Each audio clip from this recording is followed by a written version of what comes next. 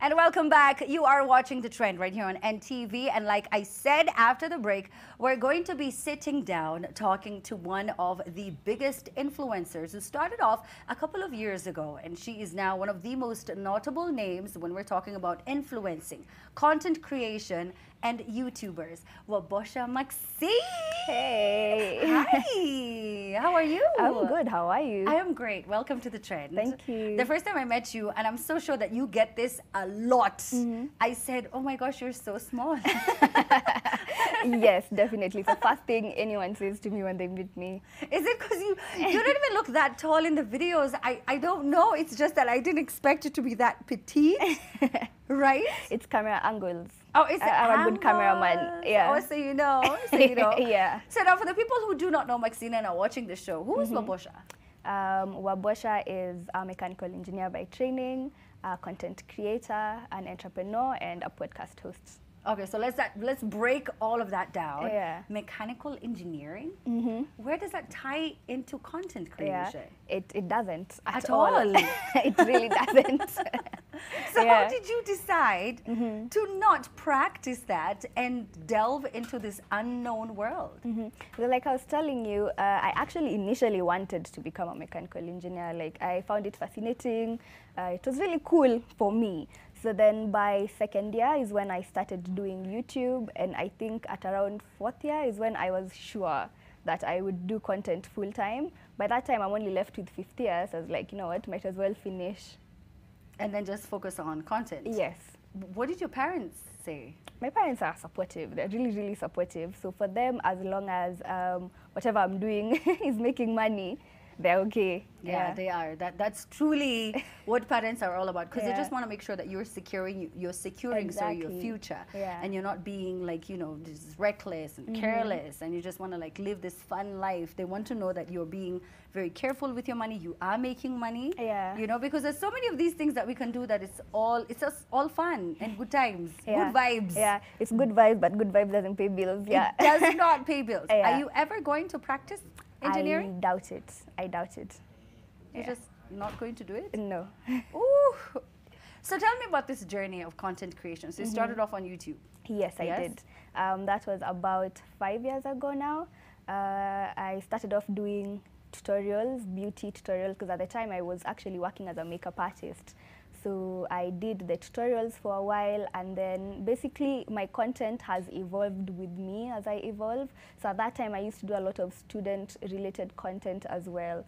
Then I finished uni and I got a lot into traveling, so then it went into traveling. So right now I think I would regard myself a beauty, travel, and lifestyle content creator. So you have to be very specific with the kind of content that you create. Yeah, you do. I think if you're all over the place, then sometimes people don't know what to look forward to you, because there are people who have subscribed to my channel specifically for travel, and guys who subscribed specifically for beauty. So then at least when I'm even trying to figure out what type of content I want to do, then I have, you know, a category to fall into. Yeah. You started off with makeup though. Yes. Yes? Solely makeup. Yeah. Yeah. And I remember learning, let me say this right now. So I remember learning how to do my brows. I still can't do them, but that's not the point. I remember learning from your channel. Really? And I was there like with a brush, and I was like, what did she say? Ati, and then I, Yeah. because, you know, for people who don't put on makeup, it's not easy to us, but you simplified it. And that was Yeah. your angle. Was that intentional? Yes, it was. Because actually for that first video, I was uploading it for a friend. It wasn't, I didn't decide, let me get into YouTube. Like I literally found myself on YouTube, because I did the video, then I wanted to send it to her on WhatsApp. And somehow it couldn't send the video. I think it was too long. So I was like, listen, I'm going to upload it on YouTube, then I send you a link. Because if like that video was a mess, I didn't talk. It has just the instructions by themselves, because I didn't think so many people would end up watching it. Even the music that I was using, I used music that was copyrighted, and I had to change it all over again. So yeah, I think I just found myself in YouTube basically. Wait, so the career chose you? It did. How many views did that first video have? I can't remember, but at the time, I remember it got my attention when it got to about 1,000 views. because I uploaded it and then I shared it with like my mom and my dad, and they kept on, you know, sending to people, and the people kept on sending to people.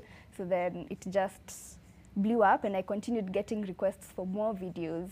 So then that's when I would just go and be like, okay, someone has asked for eyeshadow, then I do eyeshadow next. Yeah. Yeah. And then we ventured into travel, which is what we're seeing right now on screen. Yeah. Where is that? That's in Bali. In Bali? Yeah. Look at you! I'm like, is that Lamu? Nope. No, nope, that is it's Lamu. not. It's actually, no, it is. It is. I don't have my glasses on, so that's Lamu. Oh, that's Lamu? Yeah. Oh, okay, because I was like, that looks like Lamu. That is Lamu. Oh, okay.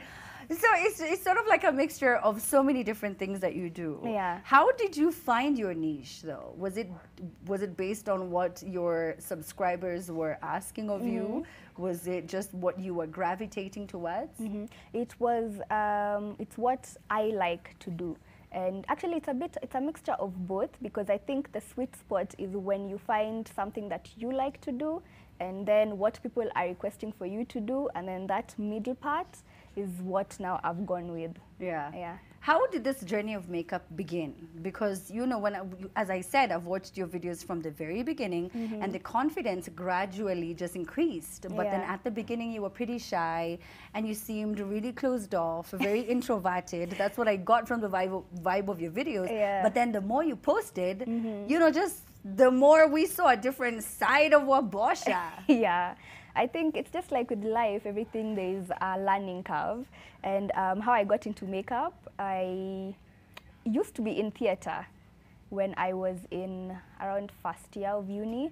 So then I remember there's a time I auditioned for a part, didn't get the part, but the director was like, I want you to do makeup for the cast. And at that time I'm looking at this guy, I'm like, me? I used to only have one jar. You know, a pencil from Du Bois. I'm like, what have you seen in me to come and Was it do? called Davies? You remember the Davies, the thick Yes. one? Yes, Yeah. that one.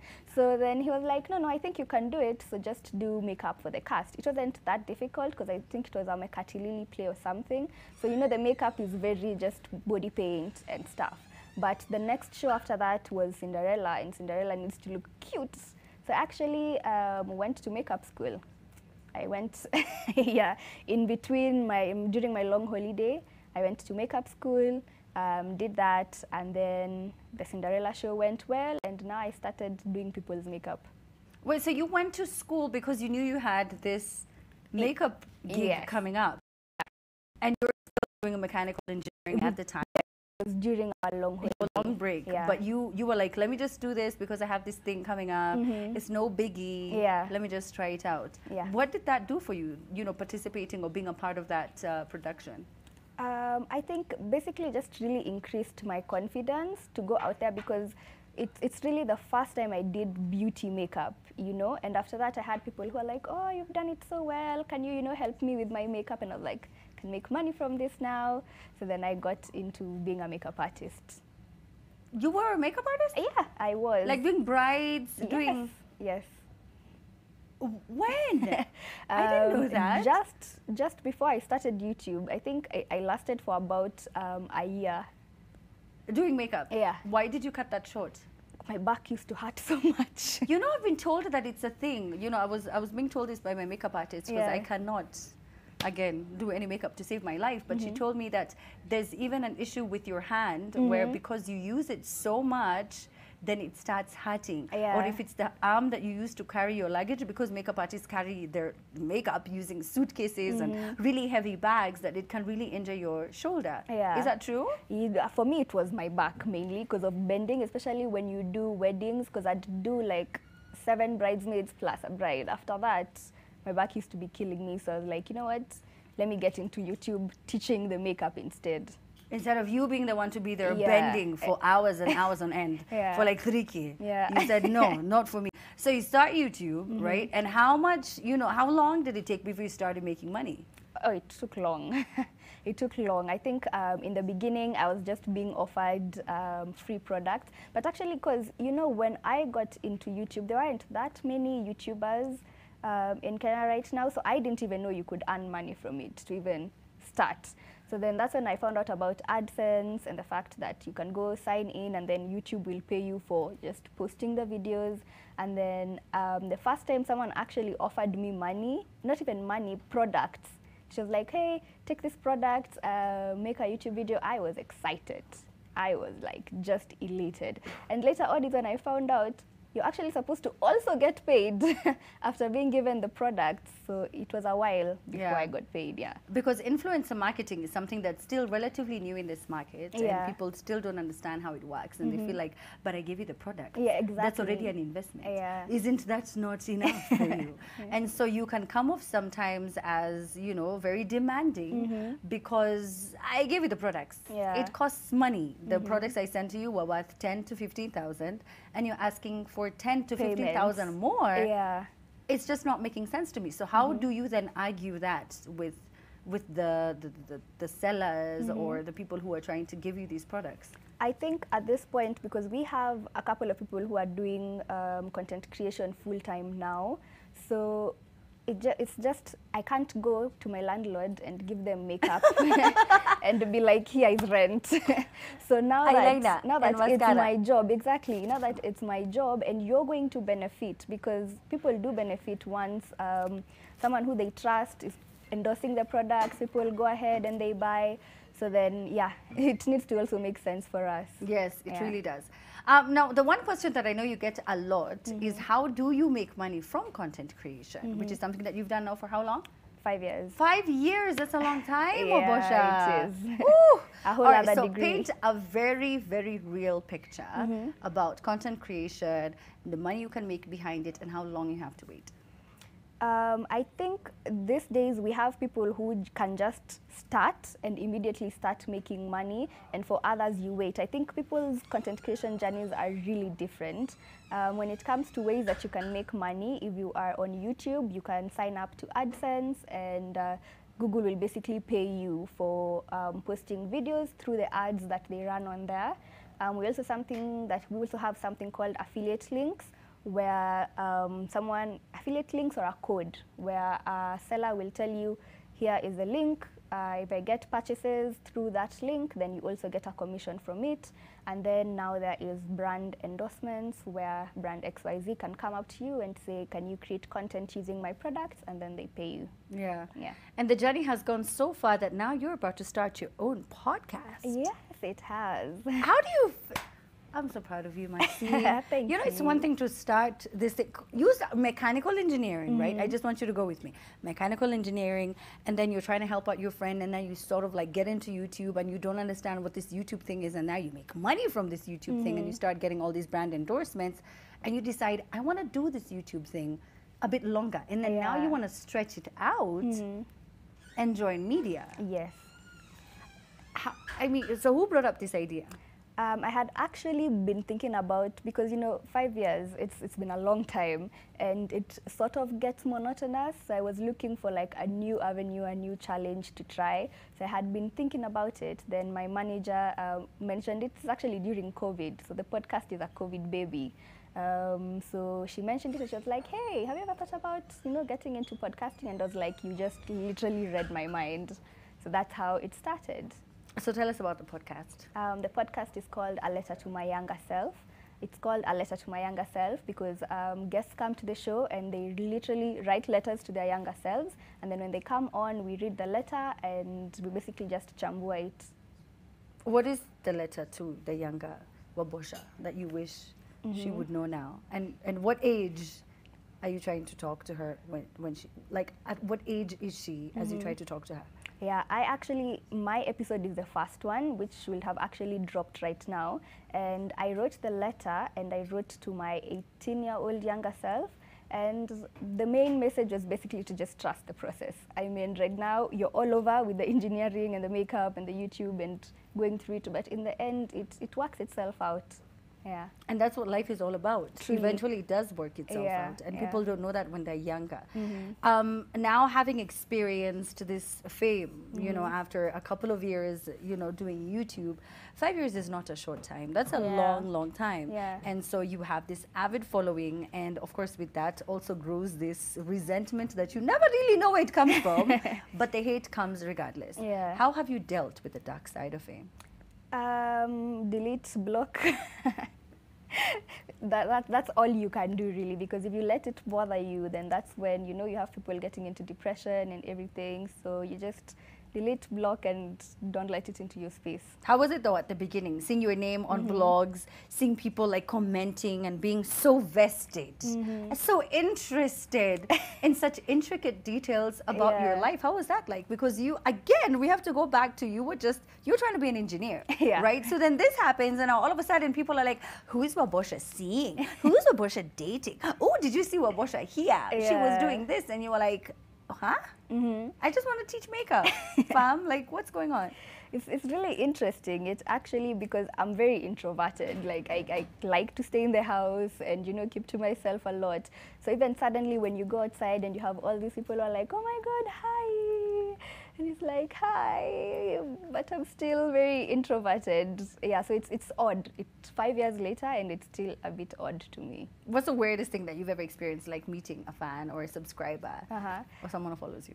I don't know if we can call it the weirdest, but it's been like the shocking one. I recently did a meet and greet, and I had guys coming all the way from Thika, Muranga, all the way to Nairobi to be like, hey, and I found it really sweet. Oh my gosh, that is sweet. Yeah, because it's a really long journey. Exactly. Oh my God. So if there's anything you want your fans to know right now, the ones who are watching and they've subscribed to your channel, you know, some of them might be engineers and they want to get into content, what would you tell them? To start. I mean, if you keep on waiting for the right equipment, waiting for your numbers to grow, it will never get there. So just start with what you have. If you have your phone, whatever you have, that's the best thing to start with. If you have your phone, take the pictures. Yeah, take the pictures and start basically. Yeah. And what are some of the things that you started with? Like, what did you have? You had a camera? Did you have a phone? Did you have a ring light? Did you have a stand? What did you have? I had my phone, which I used to balance it on the window and natural lighting. But I'm in awe because you've become a brand. And whether people like it or not, you have carved a niche for yourself and you've done really well for yourself. How can people, you know, listen to your podcast? You said it has launched today or should have launched it? Yesterday. Yes, it launched yesterday on nation.africa/audio. Wait, this is part of the family? Yeah. This is part of the fam band? Yes, it is. Why couldn't we get a trend podcast? We've been trying to get a trend podcast for the long. What is that? Is it because we're not cute? What is it? Is it because we don't have an engineering degree? What is happening here? But I wish you all the best, Wabosha. Thank you. This is wonderful news. You know, young people are going to look up to you, and you know, it's just wonderful to see so many young people sort of like put themselves out there. You know, you are open to criticism, but then you're still like, you know what, I believe that I have a voice and there's something I want to say and I'm going to say it now. And I hope that you have many more subscribers right now. We're looking at 200 and how many? 200 and I think 20? 220. Look at you. 250,000. That's how we look at it. Yeah. You said 250,000 subscribers. That's what you say. And then you get to 1 million subscribers. Amen. Make sure that you subscribe to her YouTube channel. Make sure that you follow her on social media, Wabosha Maxine. That's a name that you have to remember for a very long time. She has a brand new podcast. It launched yesterday. And it's a letter to my younger self. Things that we wish we told ourselves when we were younger, when we were naive, when we were gullible, when we just didn't know enough. And now when we're older, we wish that these are the things that we heard when we were younger. Okay, so she's going to be joining the Nation family. Right after the break, we're going to be talking to that dancer. David Moya is the name. You've probably seen his videos. You just do not know who he is. He's going to be sitting down and talking to us about why he decides to shock women in the streets. All that is coming up right after this. Do not go anywhere. You're watching The Trend.